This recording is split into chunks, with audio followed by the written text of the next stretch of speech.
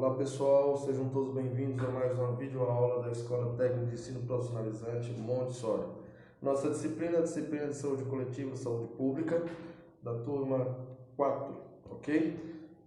Hoje nós vamos falar um pouco aí sobre a história da saúde pública no Brasil. Eu falei um pouco, sobre alguns princípios doutrinários, falei um pouco sobre a questão do SUS, mas hoje a gente vai fazer uma aula diferente, tá? E você é o nosso convidado ou convidada especial, tá bom? Hoje eu não vou trabalhar com slides, Vou trabalhar aqui olhando olho no olho para você e vamos fazer uma contextualização da história ou a história da saúde pública no Brasil. Quantos gostam de história? Levanta a mão. Eu gosto. E para nós entendermos, em que contexto nós estamos, nós temos que entendermos da história, tá? Eu vou tirar a máscara, muito importante que todos continuem usando máscara nesse momento, em qualquer lugar que você for, seja no mercado, seja na rua, seja no ponto de ônibus. O ideal é que, se você puder ficar em casa, isso é o ideal. Se não puder, se tiver que trabalhar, tiver que fazer parte dos serviços essenciais, seja profissional da saúde ou qualquer outro serviço, o ideal é que você sempre use máscara. Neste momento eu vou tirar a máscara porque fica mais fácil que a voz saia, E como eu não estou atendendo ninguém, eu vou falar sem máscara, ok? Muito bem. Primeiro, para a gente entender sobre a história de saúde do Brasil, nós temos que entender que nós temos hoje, a partir do descobrimento do Brasil, 520 anos de descobrimento. Então, para a gente contextualizar, como que era quando os portugueses chegaram aqui.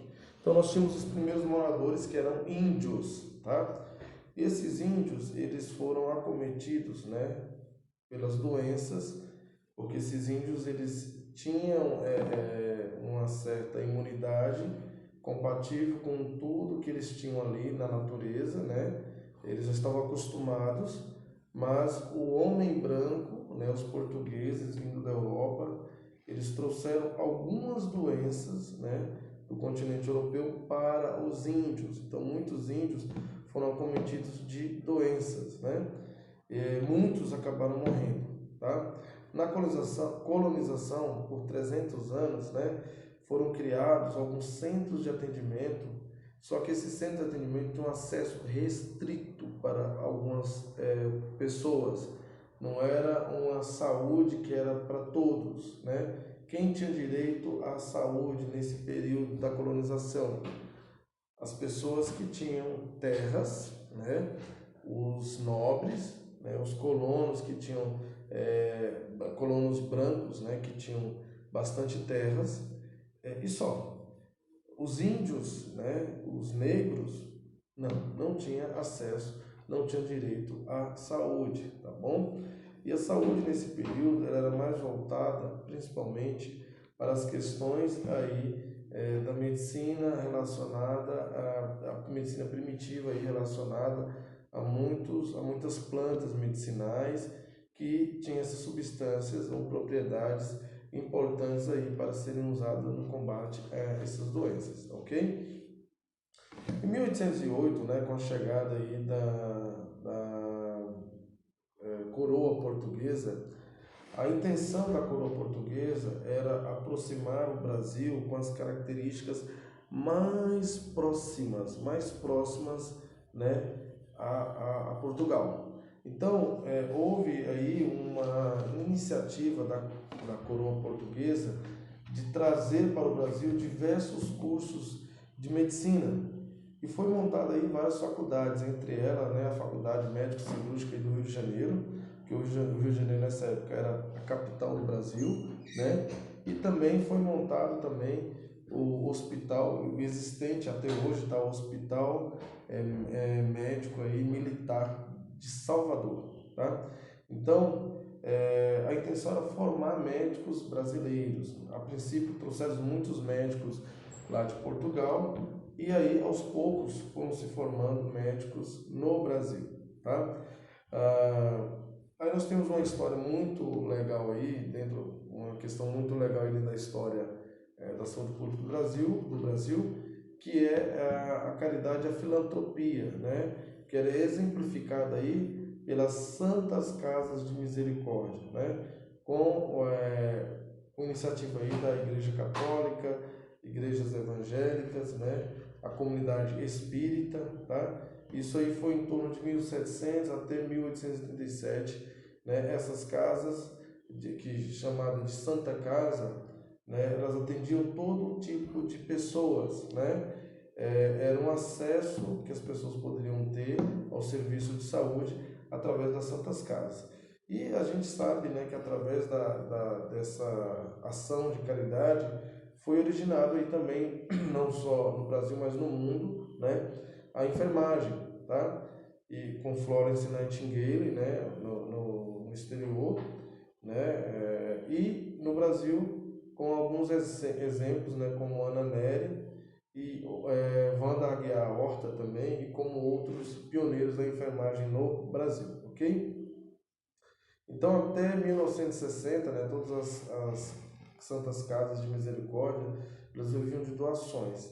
A partir dessa data, elas foram consideradas, né, uma instituição de filantrópica, né, onde houve uma mudança aí nessas doações, tá certo? Em 1822, né, quando aí foi decretada aí a independência do Brasil, tá? O Dom Pedro II, ele começou a solicitar, né, Dom Pedro I, desculpa, solicitar aí a questão de órgãos, né, ele começou a solicitar órgãos que vistoriasse e realizasse higiene pública, tá? Principalmente na capital, que era o Rio de Janeiro. Então ele queria que a cidade, o centro da cidade fosse limpa. Ele exigiu que houvesse iluminação pública, né? Asfaltou todas as ruas do centro e aí praticamente pediu, né, para que expulsasse os pobres, né, da área central. Todos os casebres, né, de pessoas que não tinham condições financeiras eram expulsos para a periferia. Então, nesse momento, praticamente no Rio de Janeiro, começou-se aí a organização das que a gente conhece hoje como favelas, que são as periferias, né?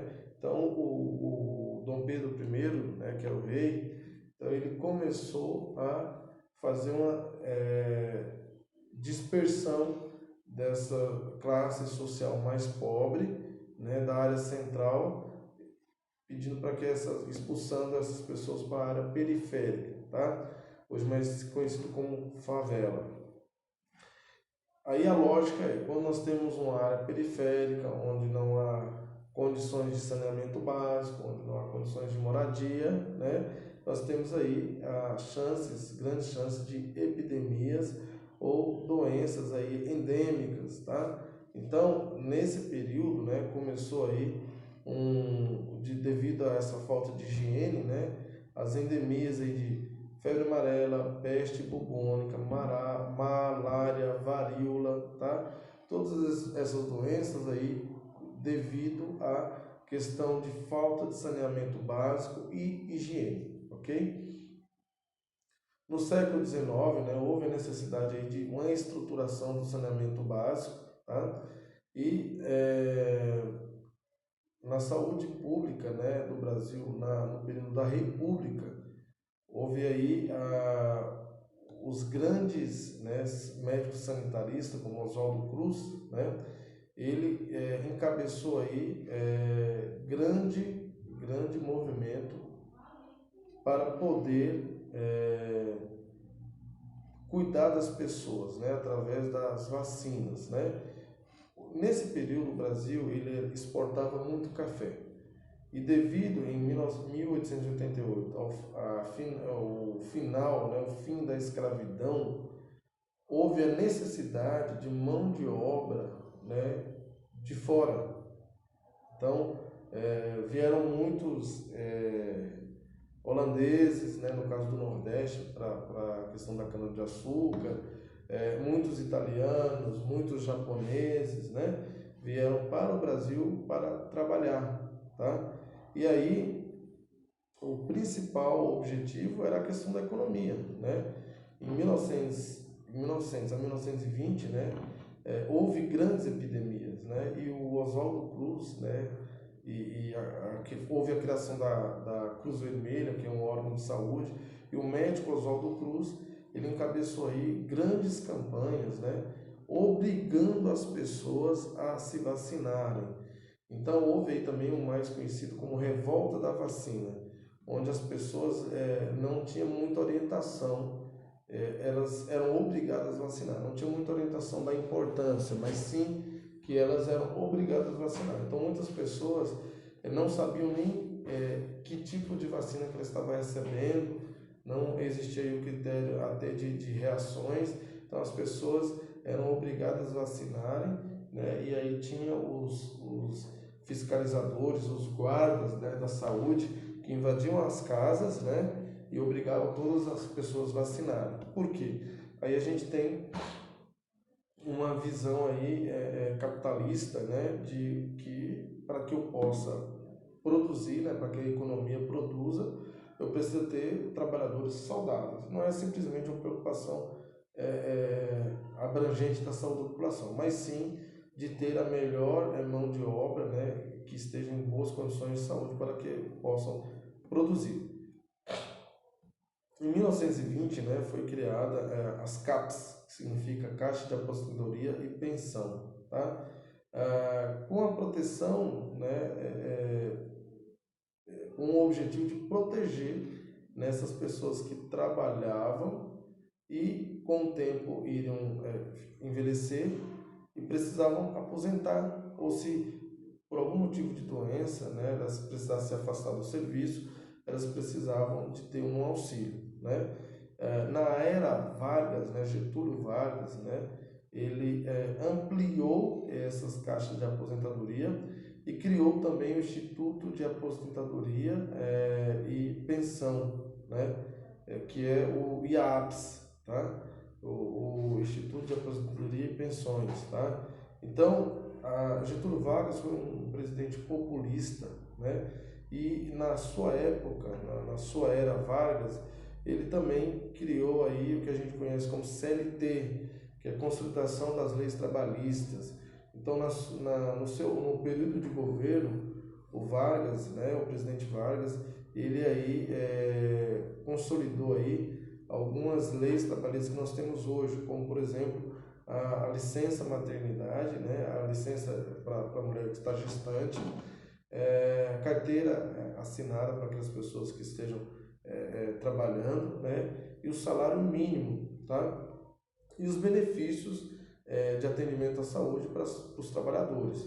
É lógico, né, tudo isso tem um objetivo, tem um interesse, não é simplesmente o interesse do trabalhador, mas primeiro conseguir agradar essa classe, porque nesse período também houve muitas revoltas, muitas reivindicações. O Brasil estava num período aí de crescimento, né, da indústria, né, não bastava mais a questão da exportação agrícola, né, começou o crescimento de indústria e o grande êxodo, né, de pessoas da área rural para a área urbana, né, década de 50, 60, né, foi a década aí da criação de Brasília. O Brasil vivia uma era industrial muito promissora, tá? Em 1953, né, foi criado aí o Ministério da Saúde, né, com as políticas de saúde, principalmente beneficiar as pessoas que trabalhavam na zona rural, porque essas não tinham nenhum tipo de atendimento. Pessoal, só para vocês entenderem, hoje, né, vocês, pelo SUS, qualquer momento que vocês quiserem no serviço de saúde, vocês podem ir na unidade básica de saúde, vocês podem ir na UPA, no pronto-socorro, né? Vocês podem passar no centro de atendimento ambulatorial, com várias especialidades. Nesse período, tá, só tinham direito à saúde as pessoas que trabalhavam e tinham carteira assinada. As pessoas que não trabalhavam, que não tinham salário, essas não tinham direito à saúde, tá? Isso muito antes do SUS, tá bom? Então quem trabalhava na zona rural ou não tinha salário ou não tinha carteira assinada, realmente tinha dificuldade para ter acesso ao serviço de saúde, tá bom? Em 1963, né, houve aí a criação aí das Conferências Nacionais de Saúde para discutir os problemas de saúde do país, tá? E a bandeira levantada pela Conferência Nacional de Saúde era a saúde um direito universal. Todas as pessoas tinham direito à saúde, né? E o serviço de saúde deveria ser descentralizado. Com a ditadura militar, que foi do ano de 1964 a 1985, né? Todas essas conversas, o amadurecimento dessas propostas, dessas bandeiras levantadas, elas foram extintas. Houve grande corte aí nas verbas, né, destinadas para a saúde. Com isso, alavancou aí as doenças como dengue, meningite, febre amarela, a malária, aumentou aí o índice de mortalidade infantil, tá? E aí, com essa questão da ditadura militar, houve aí praticamente um sepultamento de todas essas propostas anteriores, tá? Então, as pessoas tinham direito à saúde, mas algumas propostas que era universalizar esse atendimento, né, o direito de saúde, elas foram enterradas com a ditadura militar. E a atenção da saúde ela ficava, né, contextualizada no seguinte: a atenção primária, né, ficava aí a encargo dos municípios, tá? Então, controle de doenças como diabetes, pressão alta, doenças cardiovasculares, coisas mais simples, né, de serem controladas, ficava sob a responsabilidade dos municípios, e os casos mais complexos do governo do estado ou do governo federal. Então, às vezes a pessoa tinha que viajar dias ou horas ou dias, né, para outro município, para a capital, para ter acesso a um serviço de saúde mais complexo, tá? E em 1970, né, na década de 70, né, houve aí, mesmo no caso da ditadura militar, né, houve aí o que se conhece como milagre econômico, né? A indústria brasileira, automotiva, né, de produção, cresceu muito, mas houve, na verdade, corte nas verbas da saúde, tá? Então, a saúde, nesse período, não era uma saúde melhor, né? Mas aí, pessoal, na década de 70, entre a década de 70 e 80, né, aconteceu aí o que a gente conhece como a 8ª Conferência Nacional de Saúde, aí em 1980, né? E foi organizada uma comitiva com vários técnicos de saúde, entre eles enfermeiros, médicos, biomédicos, né, que começaram a discutir, né, estudos, né, estudos e melhor formas de mudanças para melhorar a saúde pública, né? Então foi criando aí maturidade, tendo aí estudos relacionados à medicina social, entendendo que a saúde ela não é simplesmente ausência de doença, como eu já falei nos outros slides, mas nesse momento eles começaram a discutir que a saúde ela tem alguns fatores que vai além do bem-estar do corpo humano, que é o que a gente conhece como os fatores determinantes e condicionantes da saúde, tá? E em 1988, pessoal, mediante aí a vários projetos e saúde, né, da saúde comunitária, da clínica da família, pesquisas na saúde comunitária e familiar, né, foi criada aí através da Constituição Federal de 1988, com a Lei 8.080 de 1990, foi criado o SUS, tá? Serviço Único de Saúde. Ele tem os princípios doutrinários e os princípios organizacionais, tendo em vista que a saúde é um direito de todos e é dever do Estado. Isso é lei, tá? Então, quando você busca um serviço de saúde, você não está buscando algo que alguém está te dando. Não, isso é lei, é obrigação do Estado, é dever do Estado e é seu direito ter acesso ao serviço de saúde. E aí, para finalizar, né, algo que cai bastante em concurso, é os princípios doutrinários do SUS e os princípios organizacionais do SUS. Então eu vou falar um pouco sobre eles e a gente finaliza esse vídeo, tá? Os princípios doutrinários são 3, tá, pessoal? Universalização, que é acesso ao serviço de saúde, independente de você é negro, branco, amarelo, indígena, pardo, mulher, transexual, homossexual, se você é homem, se você é criança, independente, você tem acesso ao serviço de saúde. Depois nós vemos a equidade, que é direito ao serviço de saúde, dá direito ao serviço de saúde, acesso, principalmente aquelas pessoas mais precisam, né? Você tratar de maneira igual, mas principalmente as pessoas que mais precisam, que a gente chama de equidade, tá? Então, universalização, equidade, tratar com igualdade aquelas pessoas que mais precisam. Integralidade é o contexto geral do serviço de saúde. Então, ver o ser humano na sua integralidade, né? O bem-estar físico, social, psicológico, emocional, espiritual, né? Então, é ver o ser humano na sua contextualidade, tá? Integralidade.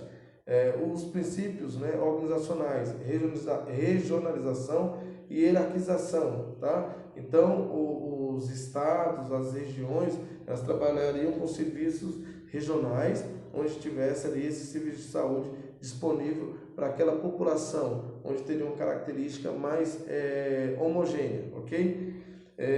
A descentralização, pessoal, e comando único é a redistribuição da responsabilidade do serviço de saúde nas três esferas, que é município, estado e esfera federal, tá? E por último, a participação popular, que nada mais através da criação, a participação do povo, da comunidade, através da criação das conferências nacionais de saúde e dos conselhos estaduais e municipais de saúde, onde a população ela pode fiscalizar as verbas, né, que são destinadas ao serviço de saúde, e se esses serviços de saúde eles estão sendo disponibilizados para toda a população de maneira que todos tenham acesso e que tenha qualidade no serviço. Então, fiz uma contextualização aí da história da saúde pública no Brasil, desde a época da colônia, né, passando aí pelo período aí